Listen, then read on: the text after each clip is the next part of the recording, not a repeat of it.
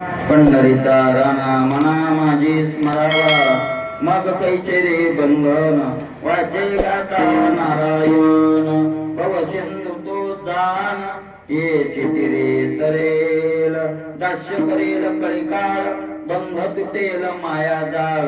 होतील सकळ रिद्धी शिद्धी मनियाऱ्या, शास्त्रांचे सार हे वेदांचे गौहर.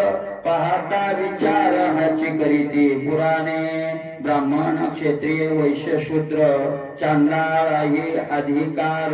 बाळे नारी नर आधी करुणे वेश्याही, मग कैचे रे बंधन. तुका म्हणे अनुभवे आम्ही पाडी रे ठावे, आणि काही दैवे सुख घेती भाविके. मग कैचे रे बंधन वाचे गाता नारायण. भव सिंधू तो जाण ये चितिरे सरेल, विठ्ठला विठ्ठला विठ्ठला.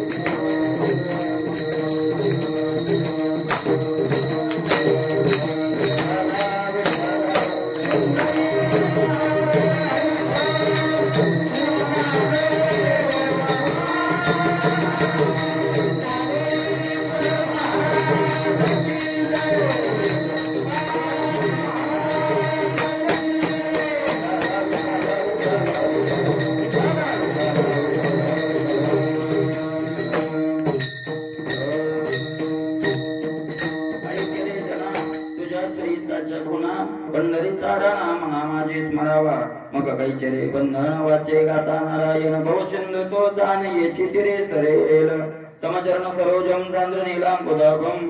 जगननीत पाणी मंडनं मंडनानां, तरुण कुलशिमाला कंदरं गंजनेत्रं. सदैरवलासं विठ्ठलं चिन्तयामि.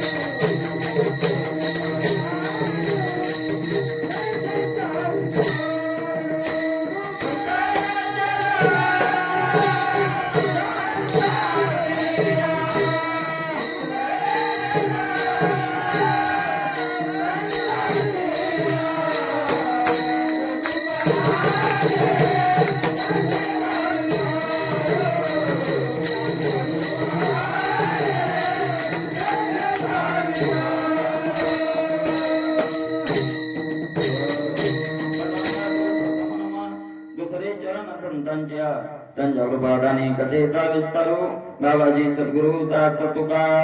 ओम नमो ज्ञानेश्वरा करुणा करा दयाळा, तुमचा अनुग्रह लादलो पावन झालो चराचरी. शेवे लागे सेवक झालो तुमच्या लागलो निज चरणा. अहो स्वामी तुकया देवा यावरी न करावा वेर वचन ऐका कवळापती. माझी रंकाची विनंती कर जोडतो कथे काळी, आपण असावे जवळी ऐके रे जना. तुझ्या स्वहिताच्या खुना पंढरीचा राणा म्हणा माझी स्मरावा, मग कैचे रे बंधन वाचे गाता नारायण. भव सिंधू तो जाण ये चितिरे सरेल.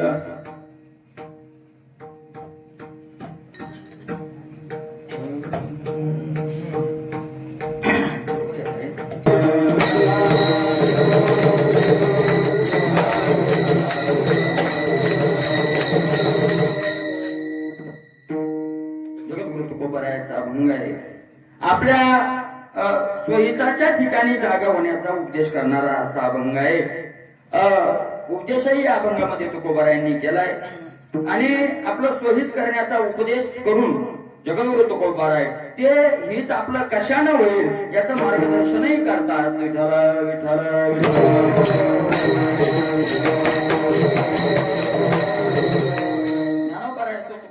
नामदेव महाराज असो, नाथ महाराज असो, निळोबाराय असो, याच्यावर संतांचा एक उद्देश आहे. त्यांच्या जीवनाचा एकच उद्देश आहे. काय उद्देश? याच्यावर संतांचा एक उद्देश आहे का नाही. मानवाचा उद्देश वेगळा, जीवाचा उद्देश म्हणजे मानवाचा उद्देश वेगळा, संताचा उद्देश वेगळा आणि देवाचा उद्देश काय. उद्देश शब्दाचा अर्थ कार्य पुढे काय करायचं आपल्याला जे आपण ठरवतो त्याला उद्देश म्हणतात. बरोबर आहे का नाही. आपल्याला पुढे जे करायचं आहे आणि ते अगोदर त्याचा आराखडा तयार करणं त्याचं नाव काय आहे. उद्देश आहे का नाही. जीवाचा उद्देश वेगळा आहे. जीवाचा उद्देश काय असेल तो असेल जाऊ द्या, पण मनात देवाचाही उद्देश वेगळा आहे. पण संतांचा उद्देश एकच आहे. संतांना एक वाटतं. काय वाटतं. यज्ञ यावत मानवाने आपलं कल्याण करावं. संतांचा उद्देश एकच आहे. संतांचं जगण्याचं महाराज कारणच ते आहे. त्यांना काय करायचं काय करायचं.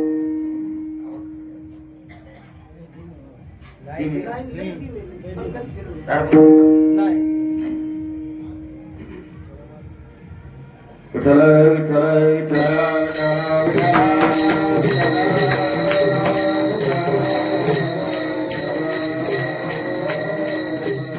उद्देश वेगळा आहे.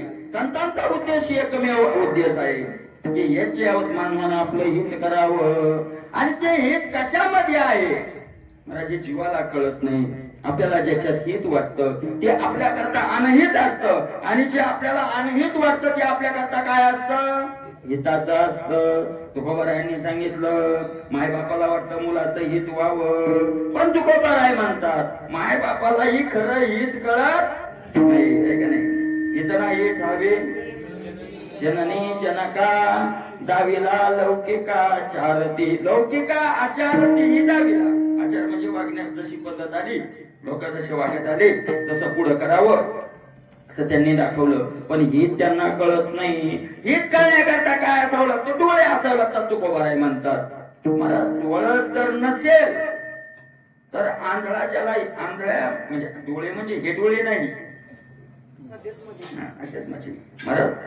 पहिलं संजयाला असं वाटत होतं की त्या सांगत असताना धृतराष्ट्राला की ज्या अर्थी मला इथं बसवलंय ते कोणी बसवलंय सामान्यानं बसवलेलं नाही. मला जे गीता सांगायला बसवलं ते व्यास ऋषींनी बसवलंय. व्यास महाराजांनी बसवलंय आणि ज्या अर्थी व्यासांनी याला सांगायला बसवलंय त्या डोळ्याला आंधळा आहे पण आतून काय असेल डोळ्याच असेल.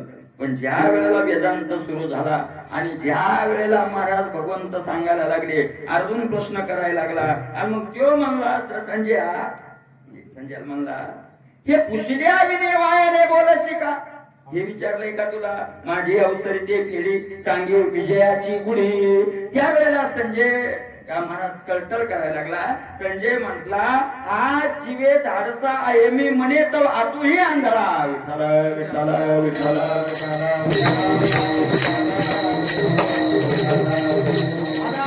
वाटत होतं की आतून डोळस असेल पण आतूनही काय निघालं आंधळा निघालं. आतला आंधळा वेगळा. आंधळा माणूस बुद्धीनं आंधळा असलेला माणूस जर निघाला तर तुकोबाराय म्हणतात पडती आंधळे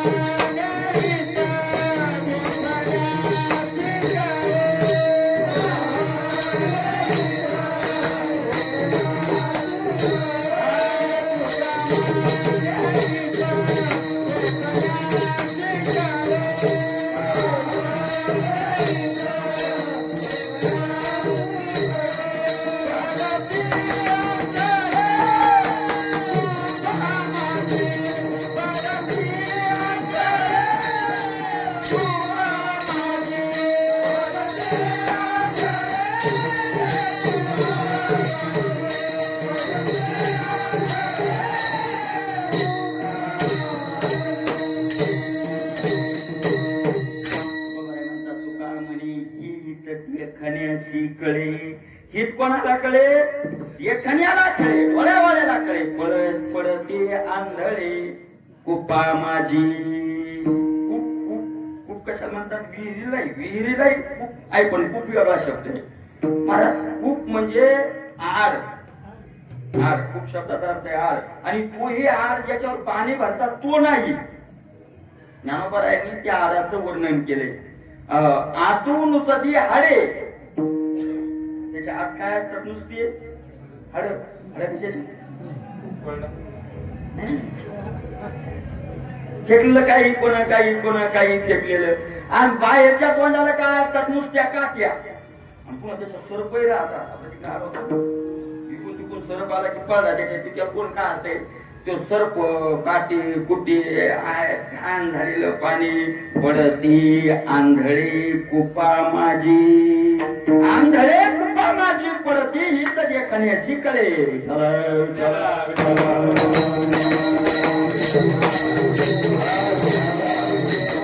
म्हणून संतांनी हेच सांगितलं महाराज. काय तुकोबारायला जर कोणी हिताच्या ठिकाणी जागा असेल तर तुकोबाराय म्हणतात धन्य माता पिता दयाची.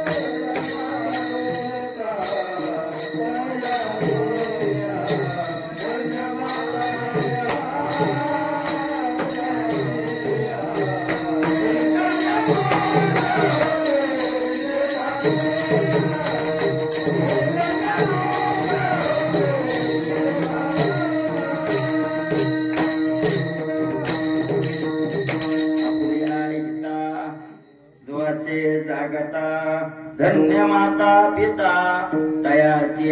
हिताच्या ठिकाणी जो जागा हित काय आहे महाराज? हित प्रत्येकाला कळत नाही. संतांना हित कळालं. संतांनी तर एवढं सांगितलं महाराज. ते भगवंत शिष्टाई करून आले आणि शिष्टाई करून आल्यावर विदुरकाच्या तर पहिले जंगलात मंत्री पदाचा त्याग करून गेले होते. पण धृतराष्ट्राला वाटलं एकदा मला विदुरावर भरोसा होता. त्याचा भरोसा विदुरावर होता. पण ज्ञानोबराय मग ज्याच्यावर भरोसा त्याचा ऐकाव का नाही? ज्याच्यावर भरोसा आहे त्याचा ऐकाव का नाही?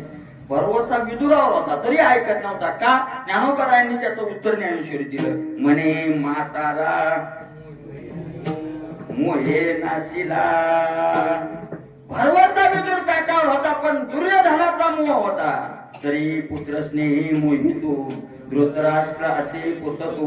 म्हणे संजया संगे मातो पुत्र स्नेह मोहितो. पुत्राच्या प्रेमात तो मोहित झालेला होता. ज्ञानोबरायांनी 3 शब्द वापरले. ते तिन्ही शब्द तिन्हीतला एक जरी लागू झाला तर कोणालाही त्याचा राग येतो. माताला, मोहे आणि नाशिला. म्हाताऱ्या माणसाचा कोणाला राग येतो? घरच्यालाच नाही. कोणाच्या तुम्ही हॉटेलवर म्हातारा बसू द्या, बाई येते झाड झाड. ओ बाबा तिकडे मंदिरावर जा ना.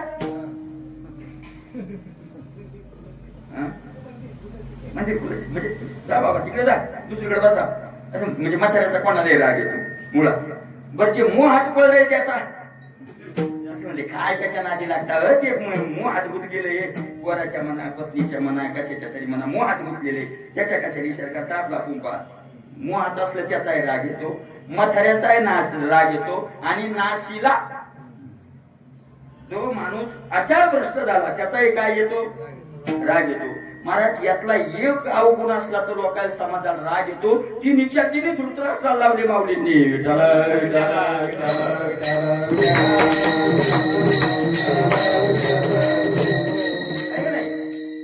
ते ऐकत नव्हतं. पण तो भरोसा होता त्याला विचारावं. बोलविलं विदुर काकाला आणि दोघंच एकांतात विचारलं, विदुरा तू कृष्ण आला, त्यानं शिष्टाई केली, त्यानं तिथे थोडे 20 रुपये देवानं दाखवलं, काय होईल बरं पुढं, आता काय होईल, याचं कसं होईल, असं ज्यावेळेला विचारलं, विदुर काकांनी सांगितलं, तुम्हाला जर राजे एक आपलं कल्याण व्हावं वाटत असेल तर युद्ध करू नका. म्हणजे युद्ध करू नका तर दुर्योधन ऐकत नाही. अनेक प्रश्न विचारले महाराज त्यानं विचारलेले प्रश्न आणि विदुर काकांनी दिलेले उत्तर, त्याचा एक ग्रंथच तयार झाला विदुर नीती नावाचा. ही विदुर नीती तिथं तयार झालेली. धृतराष्ट्रानं विचारलं, धृतराष्ट्राने विदुर नीतीतला पहिला प्रश्न विचारलेला विदुर काकाला, रात्री झोप येत नाही काय कारण. पहिला प्रश्न विचारला होता, रात्रीला झोप येत नाही काय कारण. विदुर काकांनी रात्री कोणाला झोप येत नाही त्याचं गोड उत्तर दिलेलं आहे. चला अनेक प्रश्न विचारले, विदुर नीती गोड आहे. आणि महाराज तिथे त्यानं प्रश्न विचारला, मी काय करू, सांगितलं हिताचं काहीतरी करा, म्हणजे दुर्योधन ऐकत नाही. महाराज तिथे विदुर काकांना नीती सांगितली, आत्मार्थम ग्रामशार्थम कुलम तेजे. एका कुळाचा त्याग करण्यानं जर गावाचं कल्याण होत असेल तर त्या कुळाचा त्याग करावा. एका गावाचा त्याग करण्यानं जर तालुक्याचा फायदा होत असेल तर त्या गावाचा त्याग करावा, आहे का नाही. आणि महाराज त्याच्या अगोदर सांगितलं, एका व्यक्तीचा त्याग करण्यानं जर कुळाचं रक्षण होत असेल तर त्या व्यक्तीचा काय करावा, त्याग करावा. असं सांगत सांगितलं महाराज, स्वतःच्या कल्याणाकरता, स्वतःच्या हिताकरता आत्मार्थम पृथ्वीम त्यजेत. स्वतःच हित होत असेल आणि पृथ्वीचाही जरी त्याग करावा लागत असेल तर पृथ्वीचा त्याग करावा, पृथ्वीचा त्याग करावा. स्वतःच कल्याण होत असेल, स्वतःला जर भगवत प्राप्ती होत असेल तर कुणाचाही त्याग करावा. कुणाचा त्याग करावा. होत का बाप माय वर्जावी, बाप माय वर्जावी,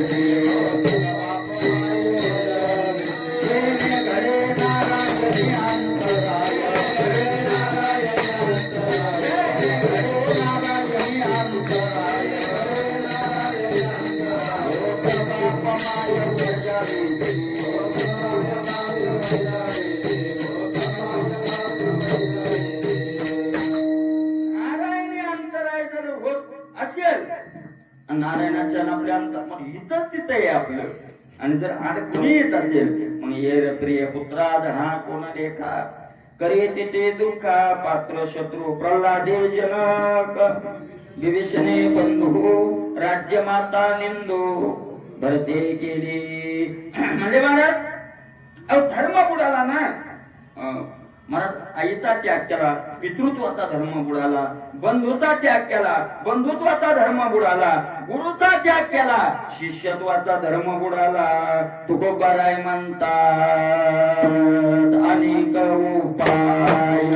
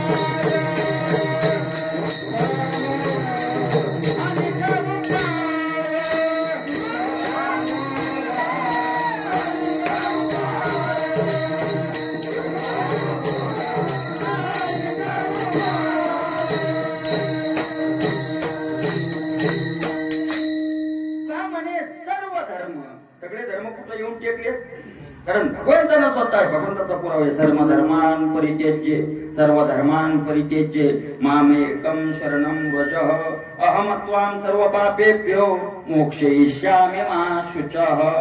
सर्व धर्मान परित्यज्य मामेकं शरणं व्रज. सर्व धर्माचा त्याग कर आणि मला एकट्याला काय कर, शरणी. म्हणजे बंधुत्व धर्माचा त्याग करू, पुत्रत्व धर्माचा त्याग करू, पतित्व धर्माचा त्याग करू, पत्नीत्व धर्माचा त्याग करू किंवा पतित्व धर्माचा त्याग करू. सर्व धर्मान परित्यज्य आणि तुला शरण येऊ. पण मग या सगळ्याचा त्याग केल्याचं पाप लागणार नाही का?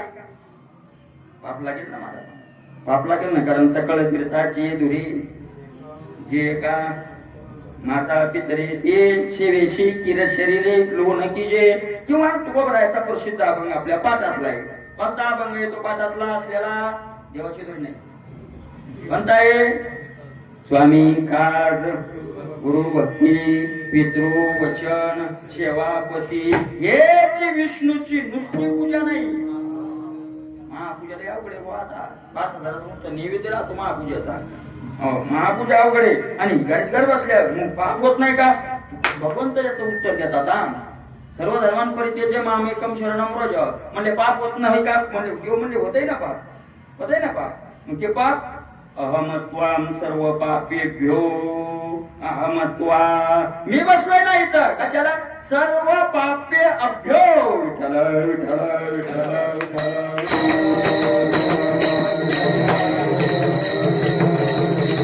तुझे झालेले सगळे पाप कोण बघायला तयार? देव म्हणतात मी अहमत्वाम सर्व पापेभ्यो मोक्षयिष्यामि मा शुचः मा शुचः मोक्षयिष्यामि मी तुला शुद्ध म्हणून काय देईल? मोक्ष देईल. तू सर्व धर्मांपरित्यज्य मामेकम शरणं व्रज. काय नाव करायनी पहिलीच ओळी घातली याच्यावर तरी तनु मनु जीवे नाही. मामेकम अहमत्वाम सर्व पापेभ्यो मोक्षयिष्यामि मा शुचः तया अहमाचा चित्तांग देवो निया शरण रीग महोदधिका गांग रिगाडे जैसे. सर्व धर्मान म्हणजे मला पण कसं शरण ज्ञानोबा सांगतात अहमाचा वगैरे ते झालं.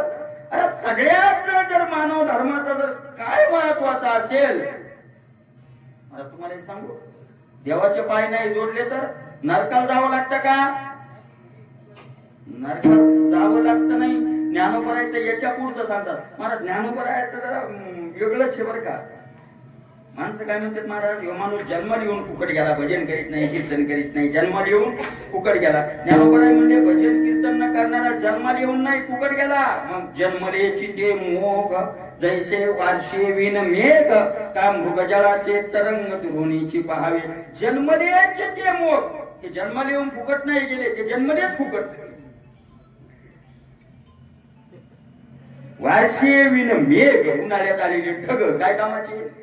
माणसाला उपमा दिली मला भजन न करणारे. का मृगजळाचे तरंग मृगजळाच्या लाटा लागूनच पाहायच्या आहे का नाही? का गळा असताना अजेचे तैसे जियाले देखे तयाचे जया अनुष्ठान स्वधर्माचे गडेची ना.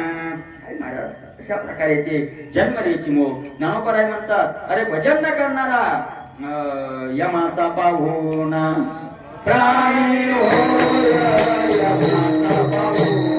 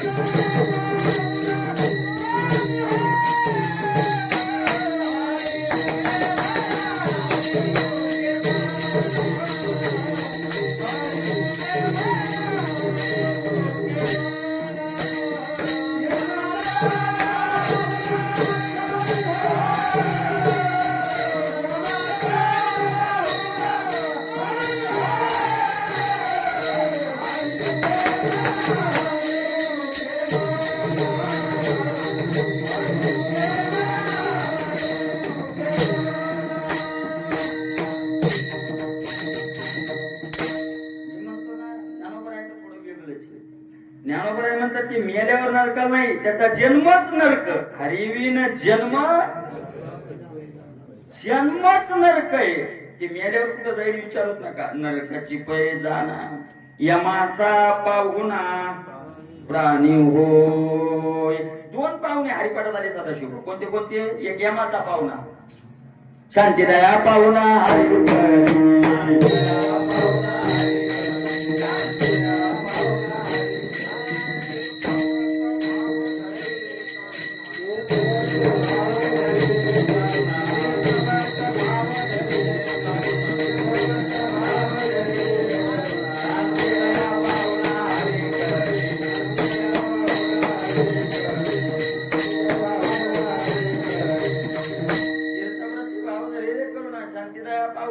हरी करीन यमाचा पाहुणा राणी व्हायचा. दोन्ही सांगितले. यमाचा पाहुणा व्हायचा आहे का देवाचा पाहुणा व्हायचा हे दोन्ही आपल्याला सांगितलं. महाराज हेच होत असेल तर संतांनी सांगितलं काही झालं तरी चालेल. एवढंच नाही, शरीराचा जरी त्याग करावा लागत असेल तर करावा. कशा करता? त्याचा आत्महत्या नाही. मला साधन करण्यात देह पडलं तरी त्याचं माग पुढं पाहू नये. काय तुकोबऱ्यांनी मला सांगितलं हिताच्या बाबतीत मळे झाकून या करीती पेरणी कुणबियाची वाणी लवला हो तया परी करी आपुले सोहित तया परी करी सोहित आपुले जयाशी फावले नरदेह मुठीच्या ओटीच्या परीस मुठीचे ते वाढे या परी काय वाढे सोहिताचे. अरे तसं सोहिताच्या बाबतीत माग पुढं राहायचं नाही. तुकोबराय म्हणतात सोहित करायचं का तुम्हाला? कोणाचाच विचार करू नका, कुणाचाच करू नका विचार, कुणाचाच करू नका. रे ते पाप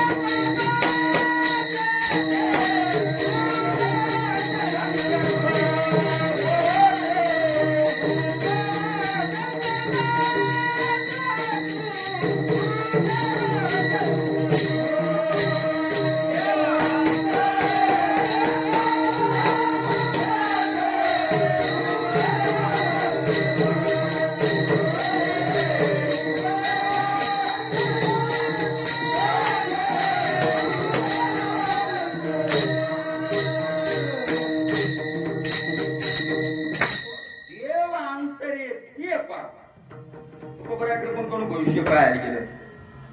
मला काम करायचं म्हणजे काहीतरी संस्कार. शुभ मुहूर्त पहा, शुभ काळ पहा, शुभ काळ पहा. तुकोबराय म्हणजे शुभ काळ सांगू तुला अशुभ काळ सांगू का? कोण्या काम नकाळ जाऊन कोणतंच पंचांग पाहू नको. काय शुभ काळ? तुका म्हणे काळ देवाविना अमंगळ. देवाविना जो काळ असेल तो काय आहे? अमंगळ आहे महाराज, अमंगळ आहे तो काळ. मग तो एकादशीचा काळ असला तरी कोणता काळ आहे? अमंगळ आहे. आणि शिवरात्रीचा काळ असला तरी अमंगळ. आणि मग एकादशीचा जर अमंगळ तर अमावस्या पौर्णिमेचा.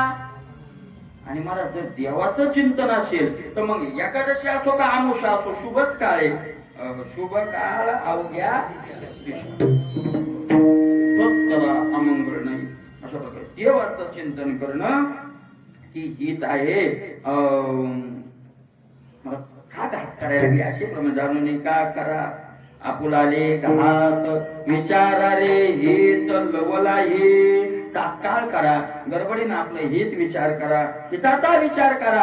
आणि महाराज हिताचा विचार करून त्या मार्गाला लाग. पण म्हणजे महाराज हित कशात आहे? अनेक प्रमाणे. हित कशात याला अनेक प्रमाणे. म्हणजे महाराज हित कशात आहे? तर तुकोबराय म्हणतात तुला हित करायचंय का? हित करायचंय का? मग तुझ्या हिता करता तुझं स्वहित होईल असं काहीतरी मी तुला सांगतो. अभंगाचं पहिलं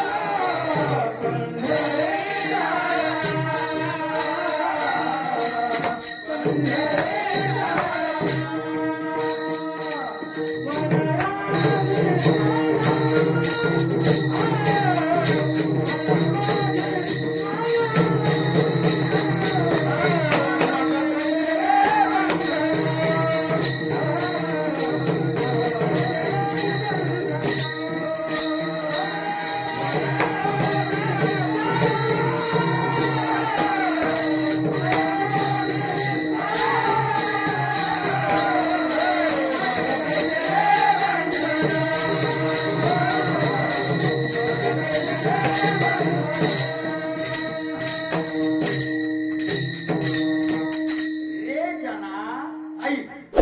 ए जना, अरे जना, आई. सगळ्या मानवाला सांगतात आई, तुझ्या सोयीताच्या पुन्हा आत्मकल्याण होईल, सोयीत होईल. अशा प्रकारचं तुला लक्षण सांगतो. पुन्हा म्हणजे लक्षण, सोयीत होण्याचे लक्षण सांगतो. असं जर करशील तर तुझं काय होईल, सोयीत होईल. आणि हे सोडून दुसरं काही करशील तर अनेक होईल. आहे का नाही? मग येते कोणाचे काय बा गेले, ज्याचे त्याने अनहित केले, कोणाचं काय जाणार आहे का नाही? सरस्वती हे गाजले आता, हे जरी नाही काल दुसरा येईल, हे जरी नाही काल सरते शेवटी बा, हार बांधून नेल सरते शेवटी बा. एका जनार्दनी आमचे कारवा जाईल.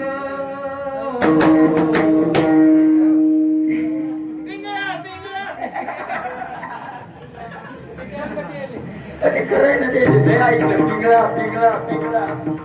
वाजलं नाही तुमच्या बापल्या काय, मी काय करू आता? तुम्ही पिंगळा केलं पण माझ्या हातात काय इथं.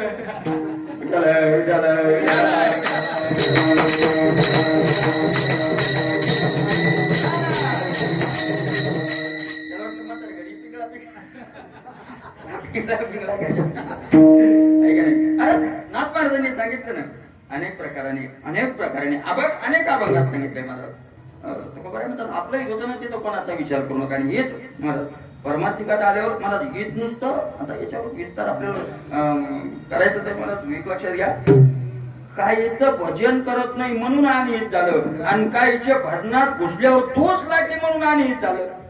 बघायचं प्रमाणे हित व्हावे तरी दंभदुरी ठेवा, चित्त शुद्ध सेवा देवाची ते. हे तर व्हावं वाटत असेल तर दंभ बाजूला टाका. कारण दंभानं काय होतं माहितीये का? दंभानं काही गोष्टी मिळतात, दंभे कीर्ती, पोट भरे, माने जन, स्वयेत कारण नव्हे काही. दंभे कीर्ती होईल, लोक मानतील. पोट भरे, पंचपक्वान्नाचं जेवण मिळेल. पोट भरे माने जन, लोकही मानतील. पण स्वहित कारण नव्हे काही. आपलं हित आपण बघावं. कोण काय करतंय, कोण काय. मला तुकोबाराचा 6 चरणाचा अभंग आहे, त्यात 5 दृष्टांत आहे, त्याने एकच सिद्धांत आहे. केलं रुसला वेडा, रागे कोरडे खातो विडा, आपले हित आपण पायी संकोचतो न तरी काही. शेजारणीच्या गेली रागे, कुत्र्याने घर भरले मागे, पिसा रागे भाजले घर, नागवले ते नेणे फार. नाही एक राहिले. ओढिले डोके सांडीला मोह, नाही ओढिले डोके सांडी, नाडीले लोका टाकीला गोहो, ओढिले डोके सांडीला मोह.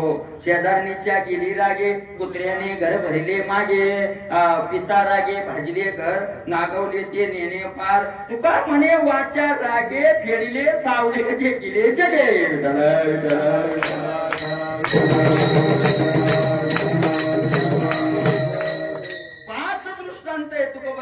एक सिद्धांत हेच होत आहे ना. कोणाचा विचार करू नका, व्यवहारातल्या दृष्टांत देतो. तुकोबर आहे म्हणतात, एका जणाचं तेलनीचं भांडण झालं.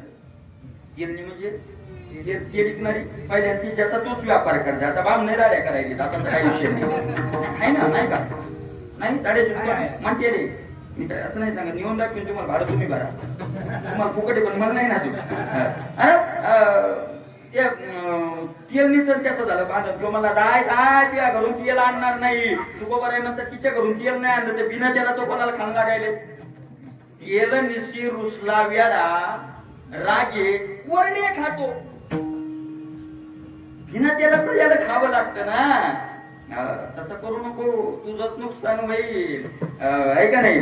पुन्हा नाडीले लोका टाकीला गो. लोकांना मला हे केलं, चेष्टा करायला लागली. काही तिचा पती जरा विचार भोळा भोळा असेल, काय असेल, चेष्टा करायला लागली. ती म्हणे लोक लयच नाव ठेवायले, नावला सोडून टाकून दिलं, मारूनच टाकलं म्हणा. गोडीले डोके सांडीला मोह. नुकसान कोणाच झालं? इथं शेजारणीचं तिचं भांडण झालं. शेजारणीच्या घरून टाकूनच गेली. साधा शिवाला तिला लांबण परिणाम होते, घर टाकूनच गेली. शेजारणीच्या गेली रागे, कुत्र्याने घर भरली मागे. सगळं कुत्रे घरात भरली. कोणाचं नुकसान झालं? तिचं एका बाईच्या घरात पिसा झाली. काय दृष्टांत येतो गोबायची पिसा झाल्या. आता पिसा झाल्या तर तू पण कराव, ते हे मिळतंय त्याचं एकदा मला वाटलं की ॲडव्हर्टाईज दाखवू लागली ना ती मशीन अशी खाते ती मच्छर. मला वाटलं मी गेलो दुकानदार म्हणलं की अशी अशी मशीन द्यायची म्हणजे त्याची मशीन नसती ती ॲडव्हर्टाईज आहे. म्हणलं काय खातेच करून मशीन अशी मच्छर ते लावावं, काहीतरी करावं, धुपण करावं, पिसा घालवाव्या. त्या बाईनं लय डोकं लावलं महाराज. बाई लय होती पण खासच हुशार. अशी बाई ज्याची बायच्याला मिळाली त्याचं कल्याण झालं. महाराज त्यातली बायको ती म्हणली मेल्या पिसा म्हणजे मेल्या पिसा पिसा शिवाय देऊ लागली.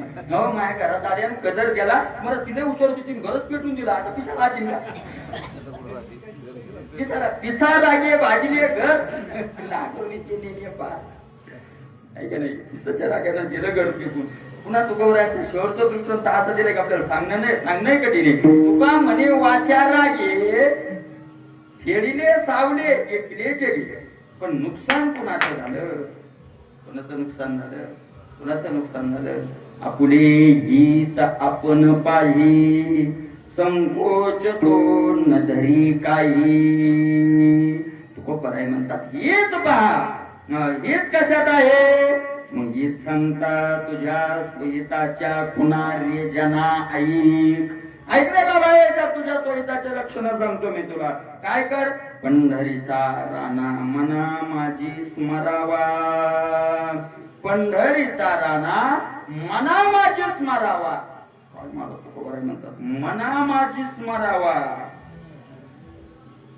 मना माझी स्मरावा. सतत मनात त्याचं काय करत राहावं चिंतन करत राहावं. काय महाराज चिंतन किती तुकोबरायांनी चिंतन केलं असेल. किती ज्ञानोबराय महाराज चिंतन करत होते का आजही करतात. समाधी बैसला निर्वाण कथा कीर्तन करीतो. समाधी बैसला निर्वाण कथा कीर्तन करीतो.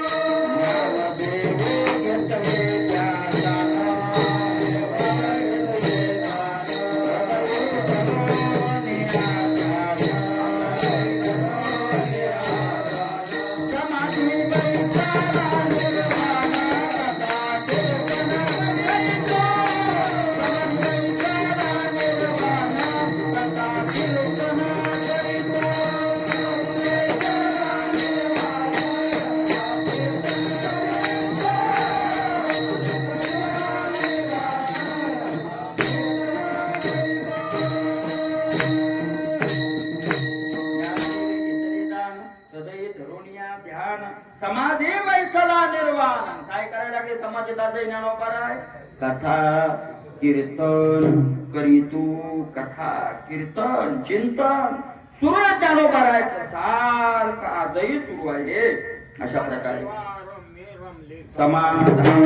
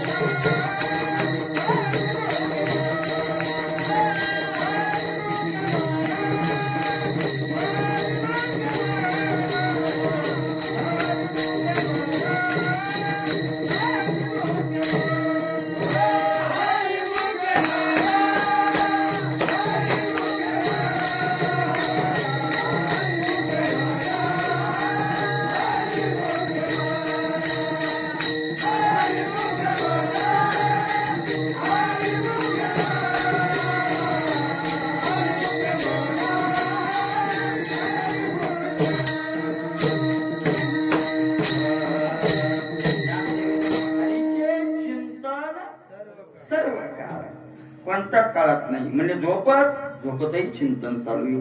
झोपत ज्याला परत खरी चिंतनाची का त्याचं झोपतही चिंतन होतं. तुम्हाला सांगा आपलं झोपत चिंतन व्हायला की नाही याची एक युक्ती आहे. अंग टाकल्यापासून झोप कधी लागते आपल्याला कळतंय का? कळत कोणालाच नाही. कधी झोप लागली कळत नाही. अंग टाकल्यापासून झोप लागत जर देवाची आठवण असेल आणि डोळे उघडल्याबरोबर जर देवाचं ध्यान येत असेल तर समजा झोपत आपलं काय झालेलं आहे? पांडुरंग म्हणे जागृती स्वप्नी पांडुरंग किती. पण आपलं एक आहे मला चिंतन करायचंय आपल्याला, पण जरा सगळं व्यवस्थित झाल्यावर करायचंय. आयुष्य किती आहे आपल्याकडे? 100 वर्ष आहे महाराज. मग इतकं काय करायचं चिंतन आलं? चिंतनाला इतक्या औषधाची गरज नाही, इतक्याची गरज नाही. कारण महाराज वर्ष 2 वर्ष चिंतन केलं तरी काय होऊन जातं? अहो एका तासात खटवांगाचा उतार झाला सांगा. किती तासात झाला? आपण तर पुरावा नाही का सदाशिव? तुमच्या नसन पाठ पण पुरावा नाही का? एका तास उरला खटवांगराची भाग्यदशा कायची मग एका तासात जाऊ द्या. एका तासात 7 दिवसात परीक्षितीचा झाला. मग आपले शेवटचे 7 दिवस कोणाला देऊन टाकू? परीक्षित नाही, परीक्षित नाही यावं एक तास देऊ मला. खरं तर 1 तास तर उरला होता. खरे तर त्याला भागवतात वर्णन येतं त्याला 2 घटिका उरल्या होत्या. घडी 2 घडी उरल्या, 2 घटिका म्हणजे 48 मिनिटं उरली होती. 48 मिनिटात तो आला स्वर्गातून अयोध्येत आला. अयोध्येत येऊन आपल्या मुलाला राज्याच्या गादीवर बसवलं आणि त्याच्यानंतर शरीच्या तीरावर जाऊन नामस्मरणाला बसला. म्हणजे 15 ते 20 मिनिटातच त्याचं काम झालं. इतकं मोठं 100चं आयुष्य काय करायचं एवढं मोठं महाराज? काय करायचं एवढं मोठं काम नाही का? नाही. कारण एवढं मोठं आयुष्य ज्याचं आहे त्याला जगण्याकरता खूप लागतं. 100 वर्ष घालणं सोपं आहे का? 1 दिवस काढणं कठीण होतं घरात काही नसल्यावर. बरोबर आहे का नाही? आपल्या घरात आहे सगळं म्हणून आपल्याला काय नाही, पण 1 दिवस काढणं कठीण होतं ना. मग 100 वर्ष काढायचे महाराज इथं आपल्याला. 100 काढायचे ना. मग 100 काढायचे म्हणल्यावर घर लागल, खायला लागल, हे लागल. तुकाराम महाराजाला काय लागलं सांगायला? त्याचं चिंतन करा, त्याचं चिंतन करा. आमचंही काही पाहा नको ना. तुकाराम महाराजांना त्याला काय लागायला? त्याच्यावर मसाला लागला, संसाराला आग लागली. असं असं किती मोठं आयुष्य आहे आपल्याकडं. किती मोठं आयुष्य आहे सदाशिव? कमी आहे का आयुष्य महाराज? 100 वर्ष. 100 वर्षात कपडे शर्ट किती लागतात आपल्याला? धोत्र किती लागतात? पॅन्टी पॅन्टी घालतात त्याला पॅन्टी किती लागतात? धोत्र किती लागते? किती सगळं लागतं महाराज? किती लागतं? किती आयुष्य मोठे. एकदा असंच झालं पा स्वर्गात इंद्र आणि त्या नयन इंद्र झालं आणि ते नयन झालं की काही ना काही वेगळं करावं असं वाटतं. वेगळं करावं काही असं वाटतं. त्याला म्हटलं महाराज काय राजधानी 30 पहिले इंद्र वापरीत आले. आपण नवीन राजधानी बांधू, असा बंगला बांधू महाराज की आतापर्यंत त्याच्या एका इंद्राचं डोकं चाललं असा बंगला बांधू. सदाशिव त्याला असं ठरवलं. महाराज त्यानं याला बोलवलं देवाचा कारागिरी. तो काय विश्वकर्मा लगेच नकाशा काढून द्याला. अमका असं विश्वकर्मा म्हणला बापा याचा तर एवढं बांधण्यात आपला जन्म जातो याचाही संपतो. कशाला एवढं मोठं काय करायचं? विश्वकर्मा लय हुशार महाराज. विश्वकर्मा म्हणल्याकडे आपल्याला या संकटातून नारद काढू शकतात. विश्वकर्मा नारदाचा धावा केला. नारद आले. नारद म्हणे कशा करता? बोललो सांगितलं अरे इंद्र पागल झाले, असा बंगला ना असं कुठं विश्वात नाही असं बांधा म्हणते. आता विश्वात नाही तसं मी कसं बांधू? बांधता येत नाही मला. कारण जगाच्या बापानं तसं केलं नाही निर्माण. मी त्याच्या व्यतिरिक्त कसं करू? म्हणून काय करावं? नारद म्हणजे तू कसं चिंता करला? मी आलो ना आता. नारद आले की सगळ्या रोगावरचं औषध. भक्ताच्याही रोगावरचं आहे, भोग्याच्याही रोगावरचं आहे आणि राक्षसाच्याही रोगावर नारदाकडे काय त्याच्या व्यापमध्ये असे सर्व रोगाची औषधी मिळेल. मग कोणताही रोग हो. रावणाच्या रोगाचं औषध त्याच्याकडं, कंसाच्या रोगाचं औषध त्याच्याकडं, कृष्णाच्या रोगाचं औषधही त्याच्याकडं आणि एखादा भक्त आणला की त्या रोगाचंही औषध त्याच्याकडं. सगळे औषधे घेऊन नारद स्वतः फिरत दवाखाना ती बॅग सगळं द्यायची.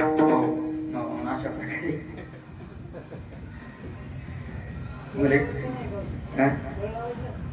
हो ते सगळीच औषध, सर्व औषध, कोणतंच औषध कमी नाही. सगळे एक डॉक्टर होता मागे, त्याचं नाव नाही सांगितलं मला. म्हणजे करायचं दुपाराचा तो कोणी खेड्याला म्हणलं ते लोक राहतात का जर सोयाबीनचा पिरियड याचा पिरियड कामाचा दुपारा जातात. किंवा म्हणे महाराज होता तुम्ही लय जवळचे म्हणून सांगितलं म्हणे तिकडचा होता लांबचा होता त्याला बॅग खोलली महाराज. बॅग खोलली तर त्याच्यात जाऊ दे एखादशी त्याच्यात हे होते मदिरा बाटल्या. तू म्हणे महाराज मी मध्ये या पेशंटची गरज नाही म्हणे. ते पेशंट जे राहते म्हणे घरचे लोक ते दारू पिऊ देत नाही म्हणे. आणि तू परत जाऊन मी ते दारू पितो वरून बॅग कशाची डॉक्टरची त्याच्यात मटेरियल धन्य आता पिता तू ये बाबा काय करता आता असे काय इंजेक्शन द्यायचे. डॉक्टरला कोण मना करणार आहे. डॉक्टरला कोण आणतो इंजेक्शन द्यायला आलतो चला ते होता त्याचा काय अर्थ नाही. तसं नारद सगळे नारद गेले. नारद म्हणे चिंता करू म्हणे इंद्रा खरं डोका माने खरं डोक्याने असंच बांधायचं आपल्याला. अरे पण महाराज असा बंगला बांधायचा असेल तर नारळ तशाच्याच हाताने फोडावं लागेल ना.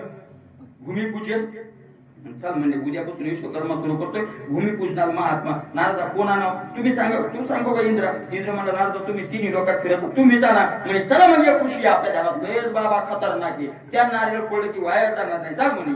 निळ महाराज एक बाबा होता. एक झाड होतं त्या झाडाखाली बसलेले होते. एक कमंडलू जवळ होतं ते लाकडाचं. ते कमंडलू लाकडाचं आणि महाराज एक कमंडलू लाकडाचं होतं. आणि पावसापासून उन्हापासून रक्षण व्हावं म्हणून डोक्यावर एक गवताची करून टाटी बांधली होती. टाटी म्हणजे छाप काय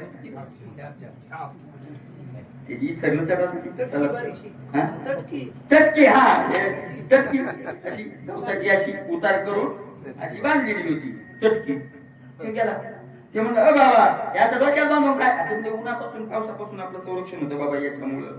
बरं काही भांडे नाही कुंडे नाही काय नाही तुम्हाला चहा प्यायला काय नाही. ते म्हणजे काय करतो बा भांडेन कुंडेन घरण धारण आपलं आयुष्यच किती घे. इंद्र म्हणला तसं चिंता करू नका तशी चिंता करू नका. तुम्हाला म्हणला मी माझं तुम्ही वास्तुशास्त्र ते नारळ फोडा तुम्हाला मी इंद्र आहे मला तुमचं आयुष्य वाढवून देतो. पण तुमचं आयुष्य कितीक राहिले किती आहे. त्यांनी जरा म्हणजे माझ्या अंगाकडे पाय उघडेच होते बसलेले लंगोटी लोक. अंगाकडे पाय तर सगळं अंगावर महाराज इतकली केस पूर्ण अंगावर. आणि इथं छातीजवळ रुपया इतके केस नव्हते रुपया इतके जागे. ते म्हणे महाराज सगळीकडे तुमच्या अंगावर केस येतं आणि इतक्या रुपया अंगावर केस का नाही. ते म्हणजे त्याचं कारण आहे का. ते म्हणले एक कल्प झाला. एक कल्प 4 युगाची चौकडी. एक चौकडी 1000 वेळेला जाते त्यावेळेला एक कल्प होतो. म्हणजे सत्ययुग 1000 वर्षे, त्रेतायुग 1000 वर्षे, द्वापारयुग 1000 वर्षे आणि कलियुग 1000 वर्षे. हे 4 युग मिळून 1000 वर्षे गेले. 1000 वर्षे झाले की एक कल्प होतो. ते म्हणजे एक कल्प गेला की एक रोम जडतो. आणि तुम्हाला आयुष्य किती आहे म्हणजे अंगावर जितके केस येत नेमकं रुपया इतक्या जागेत ते कळाले म्हणजे तेवढं आयुष्य माझं संपलंय. इंद्र चक्रम झाला नाही महाराज. ही बनाव गोष्ट नाही. परी तो राहिला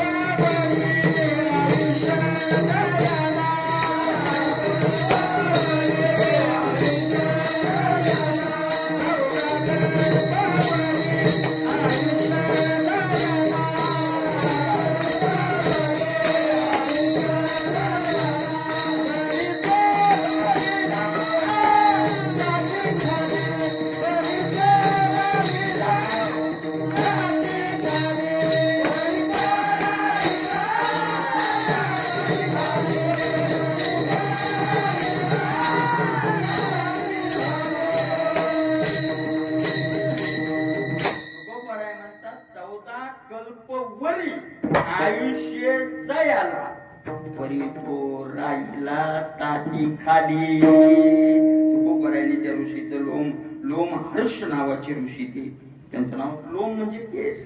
लोम हर्ष ऋषी महाराज परी तो राहिला ताटी खाली. इंद्र म्हणला इंद्राचं तर डोकं चाललं ना. कारण ब्रह्मदेवाचं आयुष्य किती आहे माहितीये का. ब्रह्मदेवाचं आयुष्य 100 वर्ष. इंद्राचं आयुष्य 100 वर्ष. ब्रह्मदेवाचं आयुष्य 100 वर्ष. आणि आपलं हे आयुष्य किती आहे 100 वर्ष. पण ब्रह्मदेवाचं 100 वर्ष आयुष्य फक्त त्यांच्या दिवसाच्या तासात फरक आहे. आपला दिवस किती तासाचा आहे. दिवस 12 तासाचा आणि रात्र 12 तासाची, दिवस 12 तासाचा. त्याचा दिवस किती ज्ञानोबरायांनी, भगवंताने गीतेत ज्ञानोबरायांनी त्याचं वर्णन केलंय. सहस्त्र युग पर्यंत महर्षेत विदो जनाः.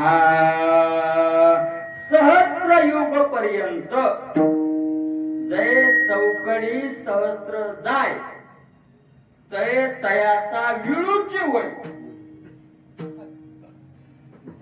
1000 वेळेला एक चौकडी ज्या वेळेला जाते, कशाची? 4 युगाची, त्या वेळेला ब्रह्मदेवाचा दिवस होतो, रात्र नाही, त्याच्या दिवस, आणि तेवढीच पुन्हा रात्र. आणि असं ब्रह्मदेवाला आयुष्य किती आहे? 100 वर्ष. 100 वर्ष आयुष्य आहे ब्रह्मदेवाच्या एका दिवसात. किती इंद्र मरते? नाही, आपलं वर्षात किती मरते? एका दिवसात 14. विळून उठे पांती 14 जणांची ज्ञानोबराय म्हणतात. किती जणांची पंगत उठती त्याच्या एका दिवसात? 14 जणांची पंगत उठती. 14 पंगत उठती म्हणजे मरते, ती मरते मरते. 14 जणांची पंगत उठते, बरोबर आहे ना? 14 जणांची पंगत उठते. दुसरी एक उभी ज्ञानोबरायाची, काय जे काळकोटाचे सौदर मृत्यू भेने प्याले अमर तरी देहाचे पुरंदर 14 जाती. दिवसात, एका दिवसात किती इंद्र मरतात? 14 इंद्र मरतात, बरोबर आहे का नाही? म्हणजे इंद्राचं आयुष्य त्याच्या उंगडीत लावायचं आता, बरोबर आहे का नाही? आणि महाराज तेवढीच त्याची रात्र आहे ना, असं त्याला 100 वर्ष आयुष्य. विठ्ठल विठ्ठल विठ्ठल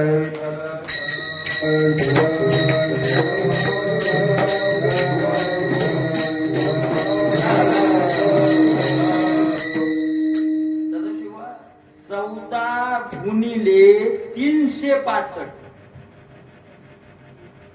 मोबाईल हा, मग तिथं काय?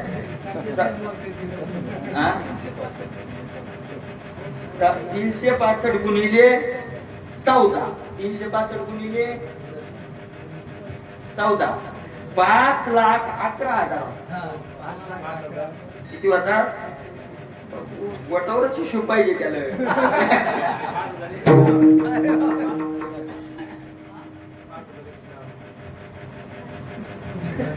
गणित पक्का दिसला मला. 5 लाख सोडून 5,110 लावलंय त्या गणिती. 5 लाख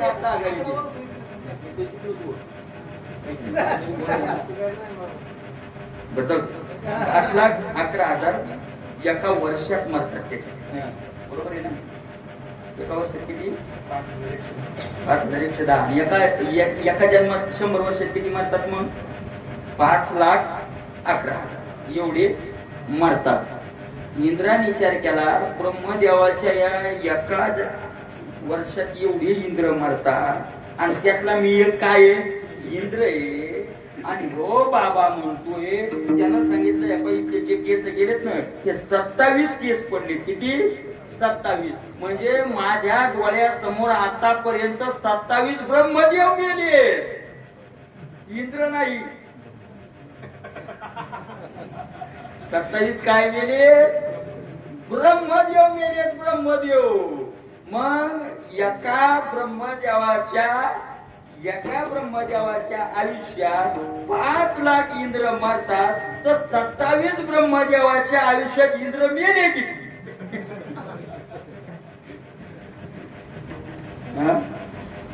आणि म्हणे, इंद्रा तुझं जर रिकामपण असेल तर मला तेवढा टाईम नाही, कारण मी चिंतनातला माणूस आहे.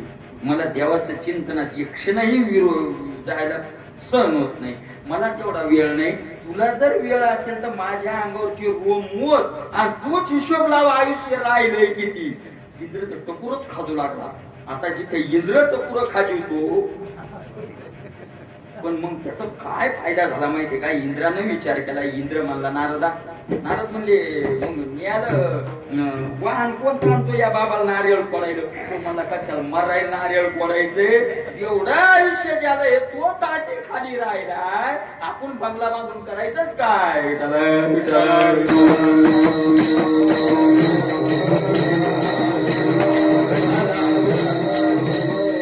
महाराज एक लक्षात घ्या, गाड्या, 1000 म्हणजे 4000 युग जातात त्यावेळेला ब्रह्मदेवाचा काय होतो, एक दिवस होतो. आणि 4000 ब्रह्मदेवाच्या एका दिवसात 14 इंद्र म्हणतात. 4000 भागिले 14, 4000 भागिले 14. नाही माहिती, ते गणितच लावायचं त्यांच्या आयुष्याचं म्हणल्यावर मग लावून लागेल ना. 4000 भागिले 14. दुकानदार सांगा ना, तुम्ही दुकानाचे हिशोब केले माणसं.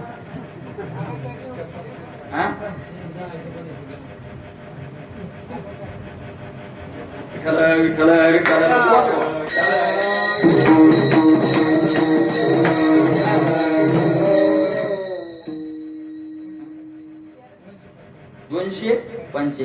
285 युग आयुष्य इंद्राचं. वर्ष नाही, 285 युग आयुष्य इंद्राचे. तो इंद्र म्हणला, मग नारद म्हणजे कसं करायचं, कोणती गाडी आमच्या या बाबांनी यायला तिथं नारळ फोडायला, गुलाल फुलाव इकडून घ्यायचं का, तिथलं घ्यायचं का, कोण्या दुकानात. तो म्हणला, नारदा तुमच्या पाया पडतो, काहीच बोलणं करता का. एवढं मोठं आयुष्य असलेला बाबा जर ताटी खाली राहिला तर आपलं आयुष्य याच्या मानाने किती खेळ. तर मग त्याचं आयुष्य किती आहे, 285 वर्ष नाही, युग. 242 लाख 4 युगाचं आयुष्य होतं. 42 लाख वर्षे, 42 लाख गुणिले 56. 42 हे नाही, 42,000 नाही, 42 लाख गुणिले 285. जे उत्तर येईल एवढं वर्ष आयुष्य इंद्र आलं. आणि महाराज त्याला कळत नाही ना, आपल्याला 100 जगायचंय. अल्प आयुष्य मानव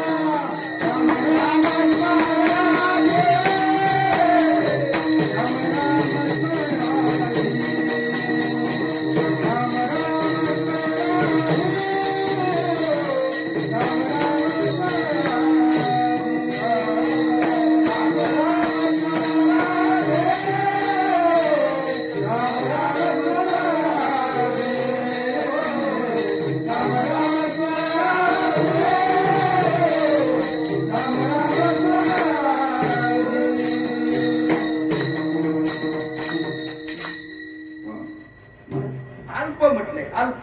मला सांगा, जातो तो ब्रह्मदेव 56 युग इंद्राचं आयुष्य त्याच्या मानानं मानव ते एक दिवस होतोय का? एक त्याचा श्वासही होत नाही. मग संतांनी अल्प म्हणलंय तर अल्प तिथलं पाहून इथं अल्प म्हटलंय. अल्प आयुष्य मानव देह किती आहे? किती आहे? गणिले 100 म्हणून असं ठोकत धरू नका, काय गॅरंटी नाही. एकदा नेलं की तुम्ही 5 वर्ष कोणतीशी लाईट जाऊ द्या बल्ब उडणारच नाही असं नाही. शेत गणिले गणितात 100 आहे. फटाका काही कुठं सांगता येईल. शेत गणिले त्याच्यात 50 वर्ष कशात गेले सदाशिवा? नाही का नाही. शेत गणिले अर्ध रात्र खाय. रात्रीनं 50 किती राहिले आपल्याकडं? 50. मध्ये बालत्व, मध्ये बालत्व बालपणी 80 वर्ष गेली 12 खेळत आया पोरा नानामती. ते तुकाराम महाराजाच्या काळात 5 गेले, आता 25 बी खेळायला येत नाही. आता किती गेले तर त्याचं गणितच नाही आता. मग बालपण गेले नेता काय संतांनी वर्णन केलं. तारुण्य तसे विषय व्यथा.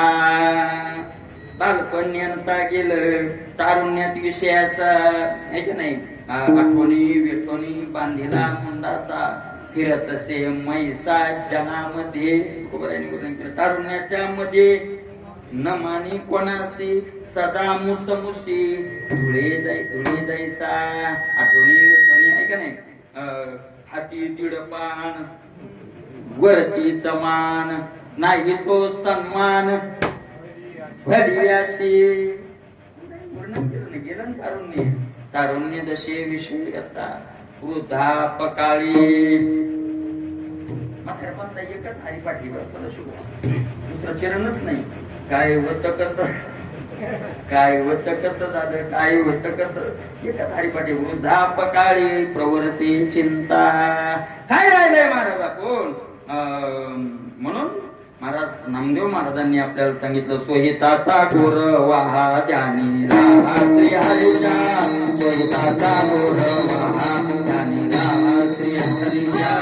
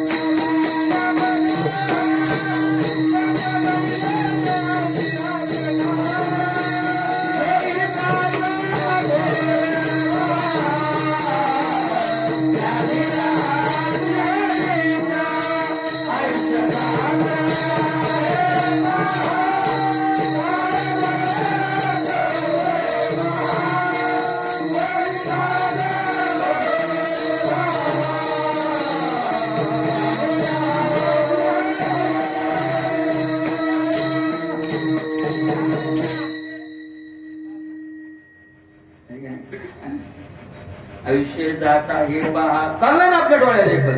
आयुष्य जात आहे पहा काळ जपतसे महा. मग काय करा तुम्ही? सुईताचा घोर वाहा सारखी चिंता. सारी आयुष्य चिंता करी. सकाळीच आपण पाहिलं ज्ञानोबरायांनी नाही 3 प्रकारचं सुखाचं सांगितलं ना. एक चिंता चिंतेत लोटते आणि एक चिंता निश्चिंतीत घालते. हे का नाही? मला स्वहिताची ज्याला चिंता आहे तो कुठं जातो? आता निश्चिंतीने पावलो विसावा, कुंडलिया धावा, कृष्णेची आली. निश्चिंतता देणारं चिंतन करा असं संतांनी आपल्याला सांगितलं.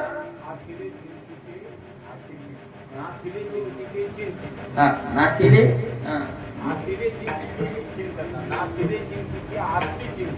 म्हणजे असलेल्याच चिंतन केलं की निश्चिंत होत, आणि नसलेल्याची चिंता केली की काय होणार आहे? चिंताच लागते. सारखं मग सुहिताचा गोरवा नित्य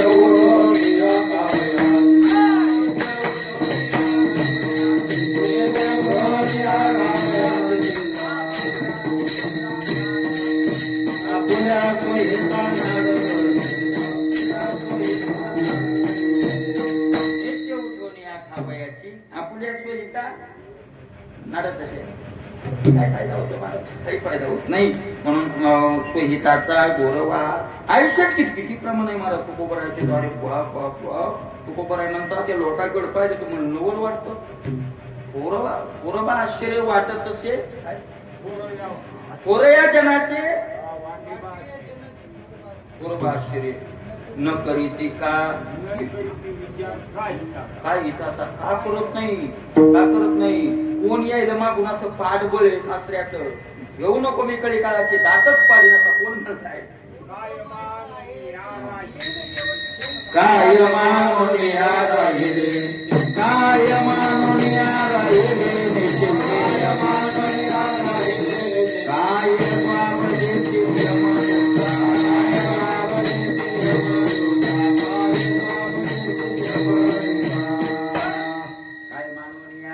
राहिली निश्चिंती, काय जबाब देती. कोण दम आहे ऐसा याचे यांचे पोटी, येईल शेवटी कोण कामा.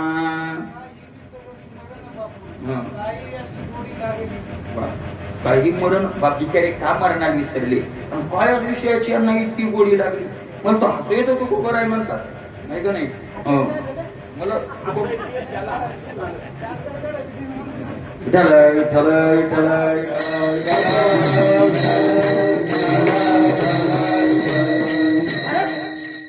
अनेक तुकोबरायचं सांगितलं की अनेक प्रमाणानं अनेक कोडे येत. एक संकट नाही महाराज, कोडा म्हणजे संकट एक नाही का नाही.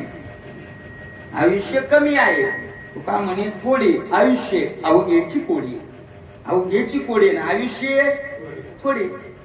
उधारून जाण्याचं संकट आपल्यावर आहे आणि आयुष्य किती आहे थोडं. त्याच्यात माणूस म्हणतो रिकाम पण आहे कर्मच ना टाइमपास काहीतरी पाहिजे.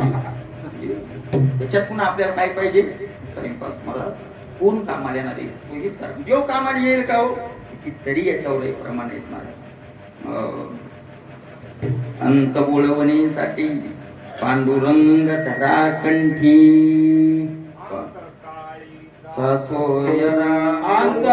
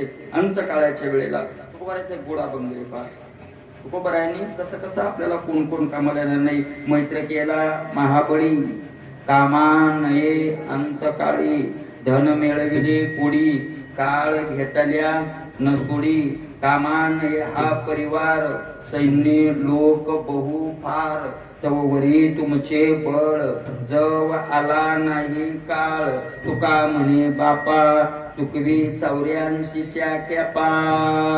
म्हणले महाराज आमचा मित्र कामाला येणार नाही, आमचं धन कामाला येणार नाही, आमचा परिवार कामाला येणार नाही, आमचं शारीरिक बळही तिथं कामाला येणार नाही. महाराज मग आम्ही काय करावं? आधी घे रे राम नाम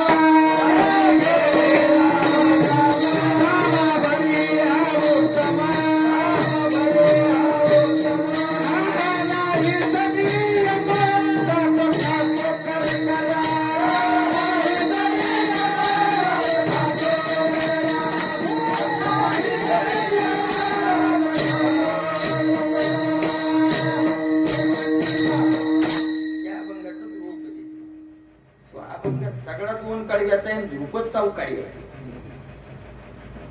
आधी गिरे राम नाम आधी गेरे आधी आधी शब्द वापरलाय नंतर नाही. आधी गेरे कशाच्या आधी? म्हणजे कशाच्या आधी? सोयाबीन काढायच्या आधी, हजेरा घालायच्या आधी, आधी लय महाराज लय मोठे कार्य आहेत ना. तर आधी कशाच्या? आयुष्याच्या आधी? अरे सगळ्याच्याच आधी. लग्न करायच्या आधी, शाळेत जायच्या पण आधी. पण तेव्हा नव्हतं कळत, मग आता कळत ना. आता उघडी जागा, आता उघडी डोळे. जरी अद्यापी न कळे तरी मातीची या पोळे. तकड आला पोट, मग तकडच म्हणलं तुकाराम महाराज. तकड म्हणाव का हो? मग तकड म्हणाव का लगे इतका? मी मला तुकाराम महाराज इतके बोलले. नामनवदे ज्याची वाचा तो लेख दो बापाचा, तो लेख दो बापाचा, तो लेख दो बापाचा.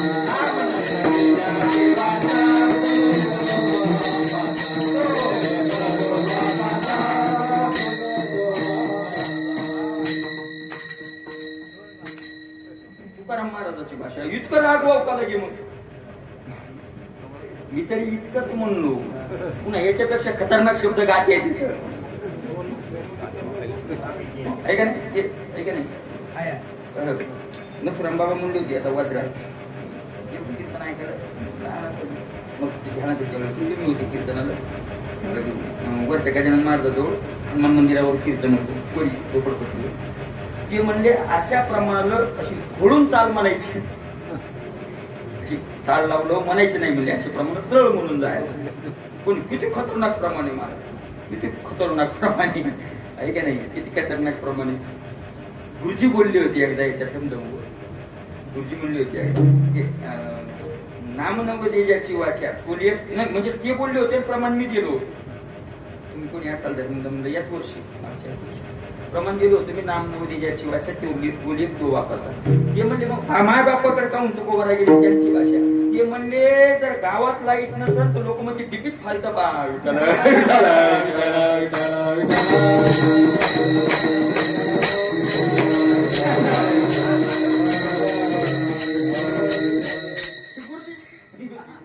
आणि मग ते तसं म्हणल्यावर मी म्हणलो होतो राम नवदे ज्याची वाचा. ते म्हणजे पुरावाही भेटला आता तुकोबारायचा. काय अशा प्रकारचं आहे महाराज, अशा प्रकारचं येते. म्हणजे किती तुकोबाराय रागावले याच्यावर का? कारण त्यांना माहिती नाश व्हायला. मला तुकोबाराय स्पष्ट बोलतात हितावरी यावे कोणी बोलिलो या भावे. मी जे बोललोय ना तर हे भावना धरून बोललोय. कोणीतरी या शब्दानं हित व्हावं कुणाचं तरी. हितावरी यावे नव्हे विनोद उत्तर केले रंजावयाचा. सार म्हणजे फोलकटपणा. मी गाथ्यात फोलकटपणा केला नाही, विनोद केला नाही. नव्हे विनोद उत्तर केले रंजन करण्याकरता. फोलकटपणा मी केलेला नाही. मग कशा करता बोलले? हितावरी यावे. आणि का नाही याची हितावरी यावे. कोणीतरी एखादा कोण तो भाग्याचा असा काय कोणीतरी एखादा भाग्यवान येईल जन्मल आणि त्याचे हे काय येईल योगात येईल. अशा प्रकारचे राजेंद्रदास महाराज म्हणले. मला असं वाटतं म्हणले की आता कथा म्हणजे त्यांचं पहिल्यापासून ते वैराग्यवान मात नाही की कथाच करू नये कुठंच जाऊ नये. असं वाटतं की निवांत बसून चिंतन करावं. म्हणजे प्रवृत्तीच नाही म्हणजे कथा करण्याची अजिबात प्रवृत्ती नाही. मला त्यांच्या कथेला 10-10 लाख लोक राहतात.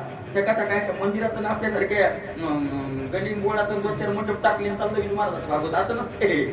तुम्ही पहा चॅनलवर येतात कधी कधी कथा त्यांच्या 5-5, 10-10 लाख आठ समाज राहतो मला आठ समाज राहतो आणि कथेचा रुपया घेत नाही.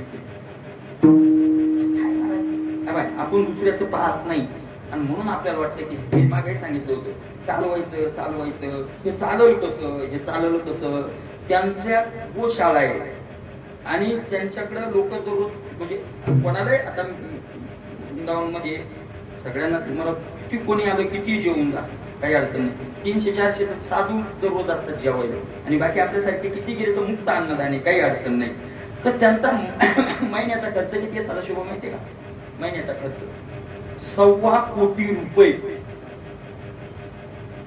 खर्च किती आहे महिन्याचा गोशाळेचा आणि सगळ्या अन्नदानाचा तो सगळा त्याचा खर्च.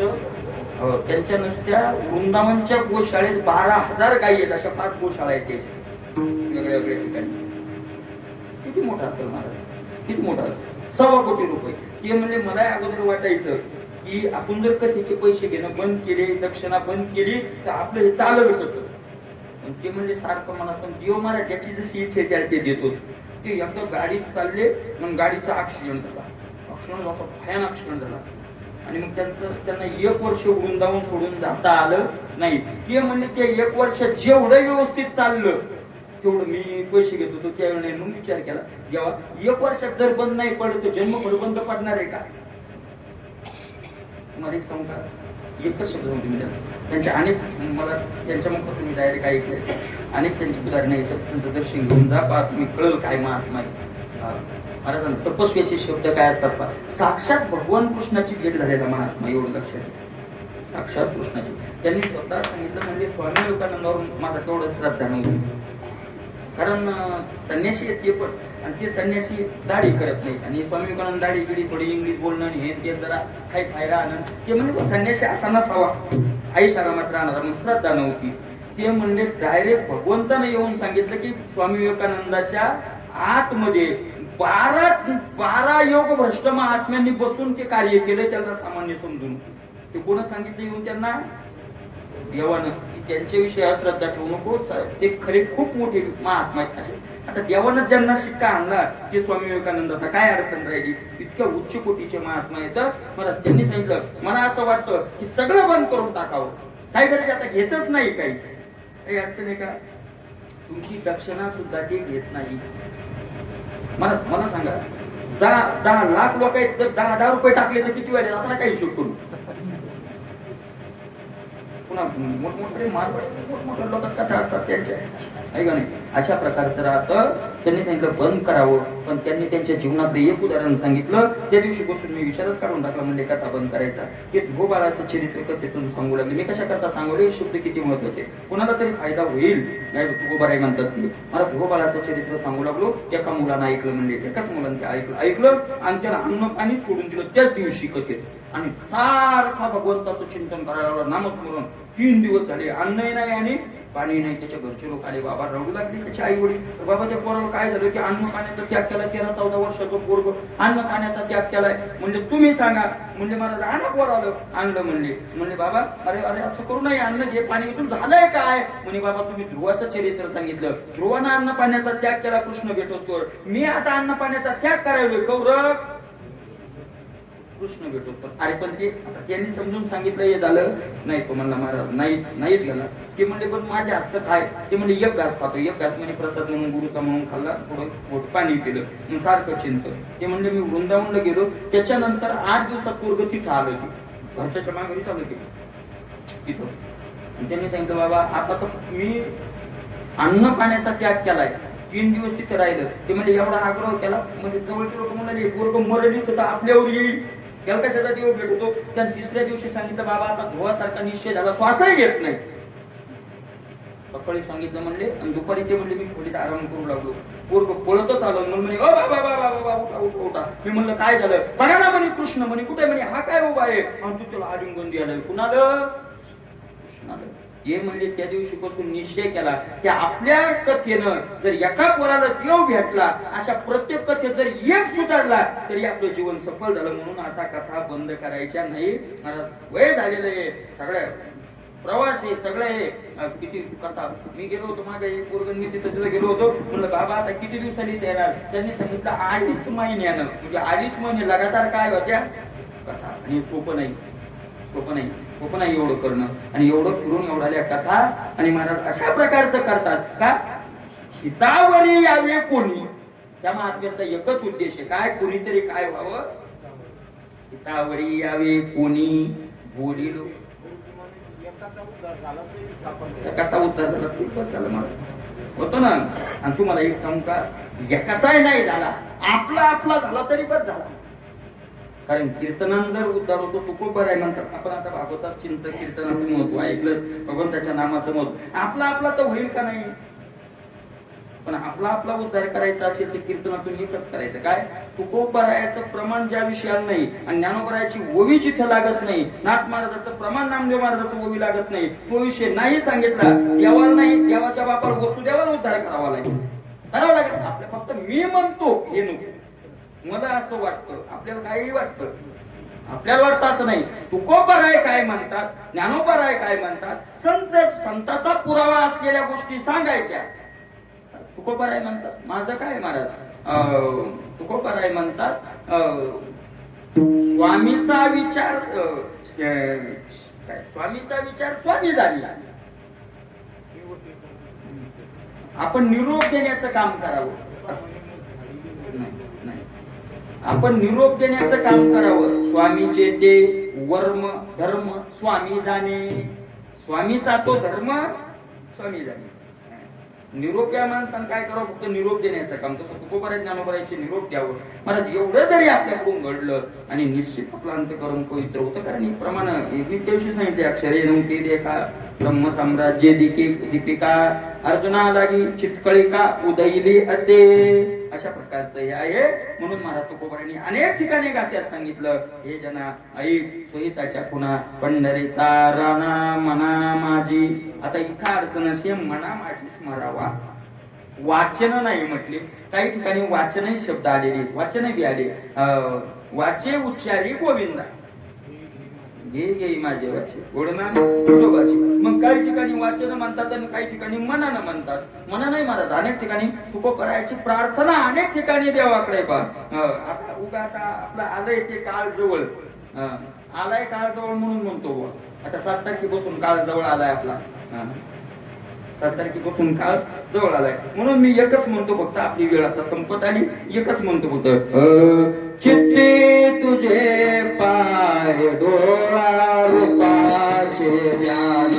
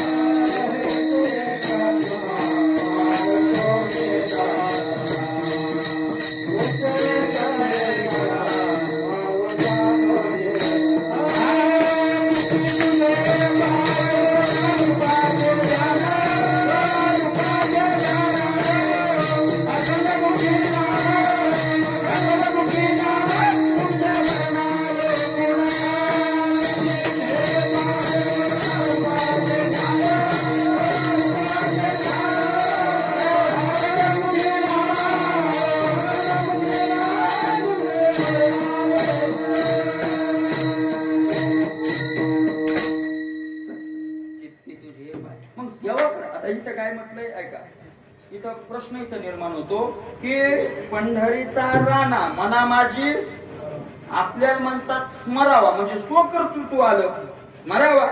आणि त्याच्याकडे गेलं की ते म्हणतात चित्ती तुझे पाय, माझे चित्त तुझे पायी. म्हणजे तुमच्याकडे आमच्याकडे आलं की स्वकर्तृत्व सांगता आणि तुमच्याकडे आलं की पांडुरंगाकडे शरण जाता. मग पांडुरंगाकडे शरण जावं लागतं चित्तात त्याचं चिंतन करायला का स्वकर्तृत्वानं होतं?